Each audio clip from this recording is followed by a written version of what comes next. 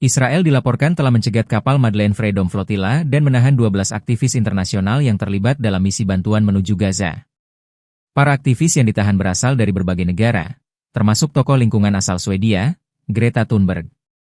Di antara mereka terdapat 6 warga negara Prancis, Baptiste Andre, Reva Viard, Rima Hassan, Omar Fayyad, Yanis Mhamdi, dan Pascal Mauriras. Selain itu, terdapat aktivis asal Turki Suhaib Ordu, warga Spanyol Sergio Toribio, warga Belanda Mark van Rennes, warga Brasil Thiago Avila, dan warga Jerman Yasemin Acar. Penahanan ini menuai kecaman dari berbagai organisasi hak asasi manusia yang menilai tindakan Israel sebagai pelanggaran terhadap hukum internasional dan kebebasan sipil. Israel kembali menegaskan posisinya terhadap konvoi bantuan kemanusiaan yang mencoba menembus blokade Gaza.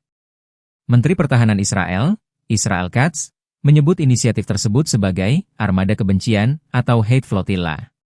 Dalam pernyataannya yang tajam, Katz menyasar aktivis lingkungan asal Swedia, Greta Thunberg, dan rekan-rekannya. Kepada Greta yang antisemit dan teman-temannya yang menggaungkan propaganda Hamas, saya katakan dengan jelas, lebih baik kalian mundur karena kalian tidak akan mencapai Gaza, ujar Katz seperti dikutip oleh The Times of Israel.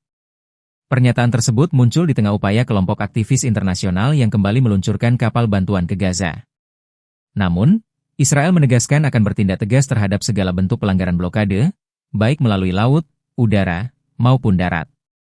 Israel akan bertindak terhadap setiap upaya untuk menerobos blokade atau membantu organisasi teroris, tambah Katz, sebagaimana dilaporkan oleh Reuters. Insiden sebelumnya pada Mei 2025 menjadi bukti nyata dari peringatan tersebut. Saat itu, sebuah kapal bantuan yang sedang menuju Gaza dihantam oleh serangan drone di perairan internasional dekat Malta. Serangan tersebut memaksa kapal untuk menghentikan misinya, menimbulkan kecaman dari berbagai organisasi kemanusiaan internasional.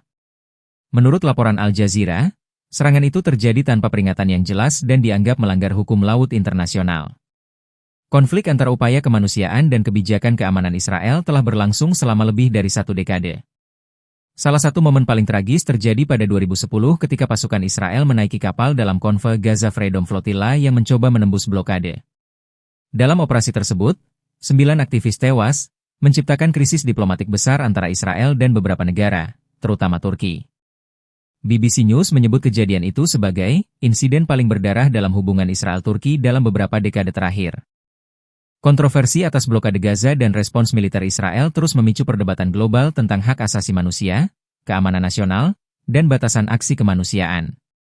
Sementara para aktivis bersikeras membawa bantuan ke wilayah yang menderita, pemerintah Israel tetap pada posisinya bahwa setiap pelanggaran atas blokade berpotensi memperkuat kelompok bersenjata seperti Hamas. Dalam suasana ketegangan yang terus meningkat, komunitas internasional menghadapi dilema antara solidaritas kemanusiaan dan kompleksitas geopolitik kawasan.